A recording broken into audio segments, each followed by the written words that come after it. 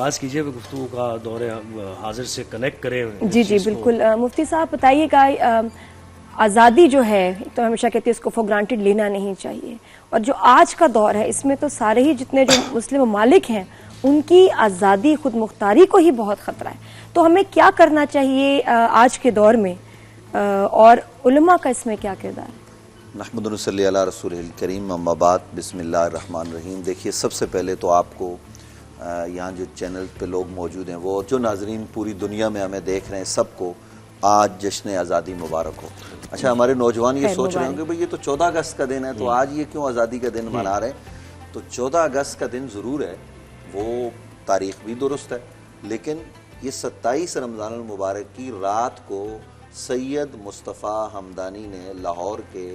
جو radio station ہے وہاں سے یہ اعلان کیا کہ یہ ریڈیو پاکستان ہے. اور کیا خوبصورت بات میں آپ کو بتاؤں کہ پاکستان کا نام بھی سید نے رکھا, اور پاکستان جو ہے نا وہ اعلان بھی سید نے کیا. 1928 میں سید غلام حسن شاہ کاظمی نے ایبٹ آباد میں 7 روزہ پاکستان کی درخواست دی.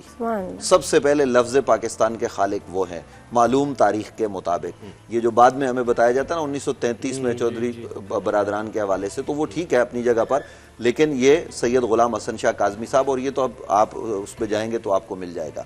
تو جو آپ نے سوال کیا, دیکھیے پاکستان ہمیں مل گیا, یہ کسی نے ہمیں پلیٹ میں رکھ کر نہیں دیا, یہ بڑی قربانیوں کے بعد ملا ہے. 1857 سے لے کر 1947 تک 90 سال کی جدوجہد کے بعد ہم نے یہ مملکت حاصل کی ہے. قائد اعظم محمد علی جناح کا کردار, علامہ اقبال کا کردار, اور پھر آپ نے جو پوچھا کہ علماء کا کردار, تو اس وقت بھی کیا ہوا کہ قائد اعظم محمد علی جناح علماء کے پاس چل کے گئے, قائد اعظم محمد علی جناح مشائخ کے پاس چل کے گئے, پیر صاحب مانکی شریف, پیر صاحب زکوڑی شریف, پیر صاحب سیال شریف, اور سب سے بڑھ کر پیر جماعت علی شاہ محدث علی پوری رحمۃ اللہ تعالی علیہ, جن کی عمر 100 سال سے زیادہ تھی. جب قائد اعظم ان سے ملے تو انہوں نے اپنے مریدوں سے یہ کہا کہ دیکھو مجھے لوگ امیر ملت کہتے ہیں, لیکن میں بوڑھا ہو گیا ہوں, ہمارا یہ وکیل ہے قائد اعظم, تم نے اس کا ساتھ دینا ہے. مریدوں سے کہا سونا چاندی جو ہے گھروں میں لا کر قائد اعظم کو دے دو, اور یہ ہمارا وکیل ہے, ہم نے اس پر آنکھیں بند کر لی ہیں کہ یہ پاکستان کا مقدمہ لڑے گا. تو اس وقت بھی مشائخ نے ساتھ دیا,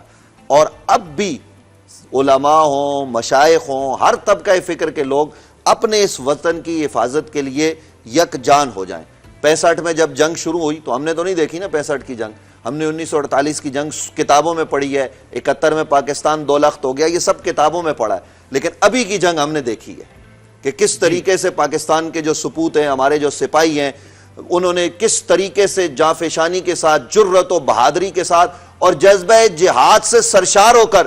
دشمن کی آنکھوں میں آنکھیں ڈال کر بات کی. تو علماء کسی بھی طبقے کے ہوں, مشائخ ہوں, سب پاک فوج کی پشت پر تھے, سب اس وقت یکجان تھے. آج بھی جب میں آپ سے بات کر رہا ہوں ہمیں ایک ہونے کی ضرورت ہے, متحد و منظم ہونے کی ضرورت ہے. گھر میں اختلاف ہوتے رہتے ہیں, میاں بیوی کا بھی ہوتا ہے, بچوں کا بھی ہوتا ہے, گھر میں برتن بھی آپس میں لگتے ہیں, تو یہ اختلافات ہمارے قومی سلامتی پر ان کی وجہ سے کوئی حرف نہیں آنا چاہیے. وہ سیاسی جماعتیں ہوں, وہ مذہبی جماعتیں ہوں, وہ کچھ بھی ہو, جب دشمن کا مقابلہ ہو تو جیسے ابھی انہوں نے ابتدا میں بات کی کہ جناب نیچے منفی کمنٹس کرنا, کبھی فوج کے خلاف لگ جانا, کبھی ملک کے خلاف شروع ہو جانا, اور جس وقت ریاستی سطح پر فیصلے کر رہی ہو اس وقت ریاست کا حکمران, پھر ہم اس سے اختلاف نہیں کریں گے. ہمارے ملک میں مہنگائی ہے, یہ مسئلہ ہے, ہم اس مسئلے کو ڈسکس کریں گے, آپس میں بیٹھ کے کریں گے. ہمارے ملک میں اگر کسی کو حقوق نہیں مل رہے تو ہم ان حقوق کے اصول کے لیے احتجاج بھی کریں گے. لیکن جب مقابلہ دشمن کا ہوگا تو پھر ہمارا سربراہ ریاست ہو, فوج کا سربراہ ہو, سب ہم یکجان ہوں گے, ایک ہو کے دشمن کو پیغام دیں گے کہ ہم بنیان مرصوص ہیں, ہم سیسا پھیلائی ہوئی دیوار ہیں. آج جو حالات ہیں, جب ابھی بات ہو رہی تھی کہ جن لوگوں نے بڑی بڑی بلڈنگیں بنائی ہیں, 100 اتنی منزلہ, یعنی پوری دنیا کی بڑی بلڈنگیں, اب جب ضرورت پیش آئی تو وہ بلڈنگ اٹھا کے وہ کسی ملک پر نہیں مار سکتے,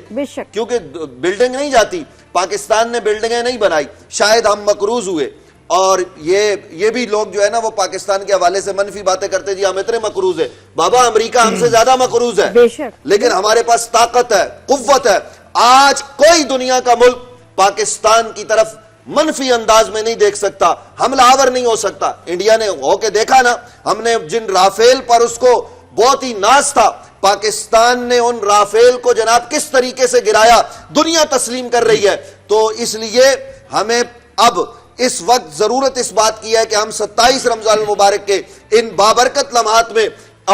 یہ عہد کریں کہ ہم ایک قوم ہیں اور ہم یکجان ہیں، اور جو ہماری فوج اس وقت افغانستان میں جو طالبان رجیم ہے، جو پاکستان کے دشمن ہے، پاکستان کے مالز میں، پاکستان کی امام بارگاہوں میں، پاکستان کے مساجد میں، ہمارے بازاروں میں بم دھماکے کر رہے ہیں، ہم نے ان کو یہ پیغام دینا ہے کہ ہمارا فوجی جوان اگر اس سرحد پر ہے تو ہم اس کے ساتھ ہیں، ہمارا فوجی جوان اگر کشمیر پہ کھڑا ہوا ہے تو ہم اس کے ساتھ ہیں، اور عید کے لمحات میں ہم اپنے بچوں کے ساتھ عید گزاریں گے، وہ ہماری حفاظت کے لیے، اسلام کی حفاظت کے لیے وہاں کھڑے ہو کے دشمن کی آنکھوں میں آنکھیں ڈال کے شہادت کی تمنا لیے، تو ہم یہ اعلان کرتے، اے فوج کے جوانوں ہم تمہارے ساتھ ہیں، اے مملکت کے باسیوں ہم ایک ہیں، اور ایک ہو کے ہم نے یہ پیغام دینا ہے کہ یہ وطن بنا ہے لا الہ الا اللہ محمد رسول اللہ کی بنیاد پر۔ جو اصغر سودائی نے نعرہ لگایا تھا نا کہ پاکستان کا مطلب کیا، لا الہ الا اللہ، تو لا الہ الا اللہ کی بنیاد پر ایک ہے، دشمن کوئی بھی ہو ہم دشمن کی آنکھوں میں آنکھیں ڈال کر بات کریں گے۔ اور پیغام یہ ہے کہ اس وقت مسلم امہ ایک ہو جائے، ایک ایک ملک کو جو ہے نا وہ حملہ کر کے دشمن جو ہے نا وہ اس کو اجاڑنے کے چکر میں ہے۔ پہلے عراق میں کیا ہوا، اس کے علاوہ دیگر ممالک میں کیا ہوا، اب ایران میں کیا ہو رہا ہے، اب اٹھ کے ایک قوم بن کے، ایک ملت اور امت بن کے ہم نے یہ پیغام دینا ہے کہ ہم ایک ہیں۔ اب ایک مسلمان کا خون بہے گا تو وہ ایک کا نہیں ہے، المسلم اخو المسلم لا یسلم ولا یسلم پر ہم عمل پیرا ہوں گے، اور پاکستان کو انشاءاللہ ہم مضبوط کریں گے۔ بالکل ایسے بہت بہترین گفتگو ہے۔ علامہ صاحب آپ بتائیے، آج کا دن جیسے میں نے بھی کہا کہ تجدید عہد وفا کا بھی دن ہے نا، خود احتسابی کا بھی دن ہے، ٹھیک ہے ہم متحد ہیں، سب یکجان ہیں، لیکن جو گراؤنڈ ریئلٹیز ہیں ان کو بھی دیکھنا ہے نا، اپنے آپ کو بہتر ہی بنانا، ذرا اس پر بھی روشنی ڈالیے۔ بسم اللہ الرحمن الرحیم۔ بہت خوبصورت گفتگو ابھی فرمائی مفتی صاحب نے، اس کے اندر ہم دو پہلوؤں کی طرف اشارہ کرنا چاہیں گے۔ ایک تو یہ کہ ہمارے اندر جو خدا دادی صلاحیتیں موجود ہیں وہ کتنی زیادہ ہیں، جو ایمانی طاقت ہمارے اندر موجود ہے۔ پاکستان کا یہ خطہ ایسا ہے کہ جس کے اندر جو ایمانی جذبات ہیں، ایسے جذبات آپ کو شاید پوری مسلم دنیا میں بھی نہیں ملیں گے، چاہے جائے کہ آپ پھر کفار کی بات کریں اور ان کے عقائد کی بات کریں۔ تو یہ پاکستان کو جو دینی اور ایمانی جذبات ملے ہیں اس کو بہت اچھے طریقے سے ہمیں یوٹیلائز کرنا چاہیے۔ مثال کے طور پر جب ہم اپنے بچوں کو پڑھاتے ہیں تو بچوں کو کیوں ہم قرآن مجید صرف حفظ کی حد تک محدود کر دیتے ہیں، کیوں اس کے ترجمے کی بات نہیں کرتے، کیوں اس کی تفسیر کی بات نہیں کرتے، کیوں اس کو شروع سے لے کر آخر تک ہم ترجمے کے ساتھ اپنے بچوں کو نہیں سمجھاتے؟ اگر وہ سمجھا دیا جائے تو اس سے اتنے زیادہ دریچے کھلیں گے، آپ کو سمجھ میں آئے گا کہ آپ کا جو ظاہری دشمن ہے وہ کون ہے، آپ کے اندر کی جو دشمن ہے جو جن کا ذکر قرآن کریم نے کیا منافقین کی صورت میں، وہ کون ہے۔ پھر آپ کو خود اپنے جو چیزیں ہیں اس کے اوپر فخر ہونا شروع ہوگا کہ ہمارے اندر یہ صلاحیت ہے، یہ صلاحیت ہے، یہ صلاحیت ہے، ہمارا ماضی موجود ہے، ہمارا ایک سابقہ ہے جس کے اوپر ہم کھڑے ہوئے ہیں، اور پھر آپ کے اندر جو خامیاں ہیں اس کی طرف بھی آئیڈینٹیفائی کرے گا قرآن کریم۔ تو ہمیں نصاب کے اندر قرآن کریم کا ترجمے کے ساتھ، تفسیر کے ساتھ رکھنا چاہیے، اور پھر قرآن نے جن مومنین کا ذکر کیا ہے، جن ہستیوں کا ذکر کیا ہے کہ انہوں نے جو ہے وہ زمانے میں خدمات انجام دی ہے اور دین اسلام کی سربلندی کے لیے کام کیا ہے۔ مثال کے طور پر حضرت خدیجہ طاہرہ سلام اللہ علیہ ہیں، حضرت ابو طالب علیہ السلام ہیں، حضرت مولا متقیان ہیں، حضرت فاطمہ زہرا سلام اللہ علیہ ہیں۔ کسی شاعر نے بڑی خوبصورت بات کی کہ حق تو یہ ہے کہ حق کو نہ چھپایا جائے، ایسا قانون زمانے میں بنایا جائے، جس کی تعظیم کو اڑتے تھے رسول عربی، ان کا کردار نصابوں میں پڑھایا جائے۔ تو یہ نصاب کو ہمیں بہتر سے بہتر کرنے کی ضرورت ہے، اور اس کے اندر قرآن کریم کو اسپیشلی ترجمے کے ساتھ لانے کی ضرورت ہے۔ دوسری چیز جو ہمارے قوم کے اندر موجود ہے وہ یہ ہے کہ ہم چیریٹی کرنے کے اندر بغیر قوم و ملت و دین تفریقے کے بغیر ہم چیریٹی کرتے ہیں۔ الحمدللہ ہمارے یہاں آپ کو افطار کے اندر جیسا اہتمام ملے گا، پوری مسلم دنیا کے اندر آپ کو ایسا اہتمام نہیں ملے گا۔ تو اس سے کتنا اچھا سبق ملتا ہے کہ ہم اپنے پڑوسیوں کا بھی اسی طریقے سے خیال رکھیں، اپنے رشتہ داروں کا بھی اسی طریقے سے خیال رکھیں، اپنے اہل محلہ کا بھی اسی طریقے سے خیال رکھیں۔ یہ نہ ہو کہ ہم خدا نہ خواستہ جو مغرب چاہتا بھی ہے کہ ہم فیس بک پر اپنی شو آف کی خاطر جو ہے وہ نکڑ پر آ جائیں، چورنگی پر آ جائیں، اور پھر یہ شو آف کر رہے ہوں کہ ہمارے پاس اتنی زیادہ بڑی افطار لگی ہوئی ہے، ہمارے یہاں اتنے زیادہ لوگ سیراب ہو رہے ہیں، اتنے زیادہ لوگ کھا رہے ہیں۔ اس کے بجائے یہ کہ ہم اپنی اس نیکی کو بہت اچھے انداز میں یوٹیلائز کریں کہ سب سے پہلے پڑوسیوں تک پہنچیں، سب سے پہلے رشتہ داروں تک پہنچیں، اور کوشش کریں کہ اس کے اندر کوئی آپ کا دوسرے مکتب والا ہے تو اس تک زیادہ پہنچنے کی کوشش کریں۔ چھڑے سرکار حضرت امام جعفر صادق علیہ السلام سے ایک مرتبہ ان کے صحابی نے پوچھا کہ آپ جو رات میں نکلتے ہیں اور اتنا زیادہ آپ تقسیم کرتے ہیں لوگ کھانا، تو کیا یہ آپ کو امام مانتے ہیں جو آپ اتنا زیادہ نکلتے ہیں؟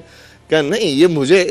امام نہیں مانتے، یہ تو بلکہ جانتے بھی نہیں ہیں. اور یہ بھی ہوا تھا کہ جب آپ کی شہادت ہو گئی تو اس کے بعد پتہ چلا کہ جو گھر میں راشن دینے والا تھا وہ کون تھا.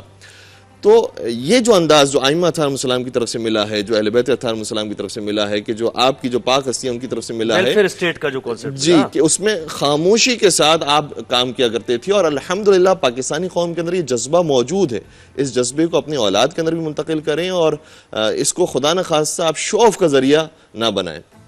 تیسری چیز یہ کہ ہمارے ہاں کبھی کبھار یہ ہوتا ہے کہ فخر تو ہے ہمیں کہ ہم پاکستانی ہیں، لیکن یہ بھی محسوس کرنا چاہیے کہ جب بھی پاکستان یا کوئی بھی اسٹیٹ تبدیل ہوتا ہے تو اس کے اندر سب سے پہلے تبدیل ہوتے ہیں اس کے حکمران.